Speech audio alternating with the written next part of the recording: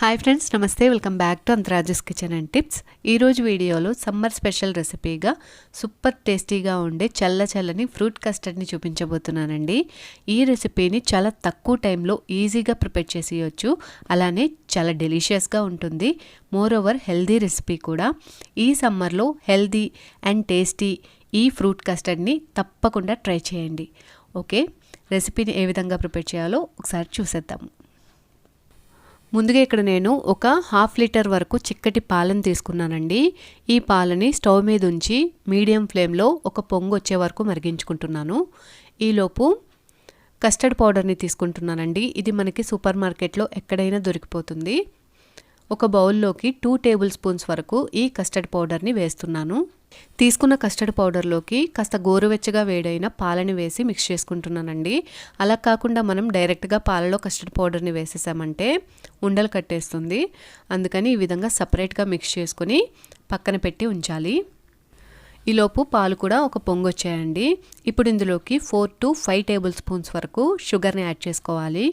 ఇక్కడ మీరు షుగర్ని మీ టేస్ట్కి తగ్గట్టు యాడ్ చేసుకోవచ్చు. ఎక్కువ తినేవాళ్ళు ఇంకాస్త ఎక్కువ, తక్కువ తినేవాళ్ళు కాస్త తక్కువ తీసుకుంటే సరిపోతుంది. షుగర్ని వేసిన తర్వాత కలుపుకుంటూ అడుగు పట్టకుండా పాలని మరిగించుకోవాలండి. ఈ విధంగా షుగర్ అంతా కరిగిపోయిన తర్వాత ఇప్పుడు ఇందులోకి మనం ముందు కలిపి పక్కన పెట్టుకున్న కస్టర్డ్ పౌడర్ మిక్చర్ ఉంది కదండి, దీనిని వేసుకోవాలి. ఈ విధంగా వేసుకునేటప్పుడు స్టవ్ని లో ఫ్లేమ్లోకి టర్న్ చేసుకోవాలి.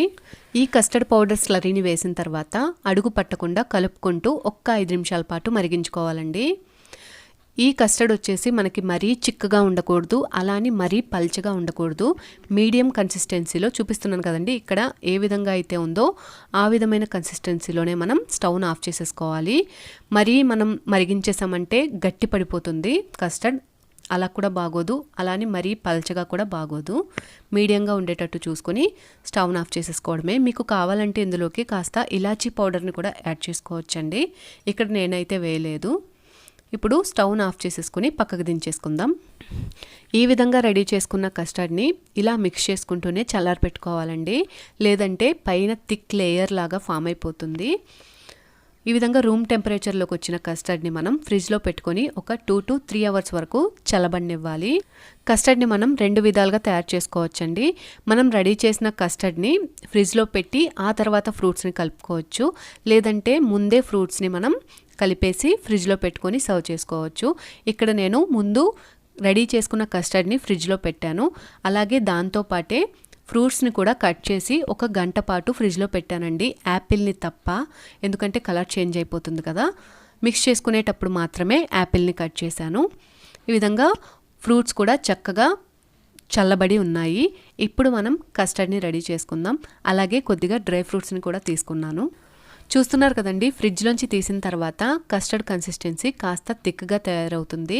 ఇప్పుడు స్పూన్ని తీసుకొని ఈ విధంగా ఒక 5 సెకండ్ల పాటు బీట్ చేస్తున్నట్టు మిక్స్ చేశారంటే కస్టర్డ్ కన్సిస్టెన్సీ కాస్త పల్చగాను అలాగే స్మూత్గాను అవుతుంది. మీరు కావాలంటే దీనిని కాస్త మిక్సీ జార్లో వేసుకొని ఒక్క 5 సెకండ్ల పాటు మిక్స్ చేసినట్లయితే స్మూత్గా తయారైపోతుంది, లేదంటే ఇలా ఉన్నా సరిపోతుంది. ఇప్పుడు ఇందులోకి కట్ చేసి ఫ్రిడ్జ్లో పెట్టిన ఫ్రూట్స్ని యాడ్ చేస్తున్నానండి.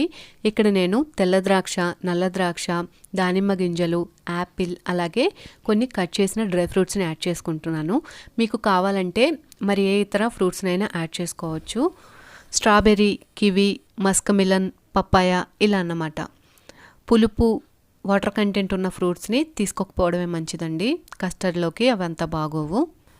మనం ప్రిపేర్ చేసుకున్న కస్టర్డ్ని ఫ్రూట్స్ని మిక్స్ చేయకుండా ఫ్రిడ్జ్లో స్టోర్ చేసుకున్నట్లయితే 3 days వరకు నిల్వ ఉంటుందండి. అప్పటికప్పుడు మనం స్టోర్ చేసిన కస్టర్డ్ని తీసుకుని అందులోకి కట్ చేసుకున్న ఫ్రూట్స్ని యాడ్ చేసుకుని సర్వ్ చేసుకుంటే చాలా బాగుంటుంది.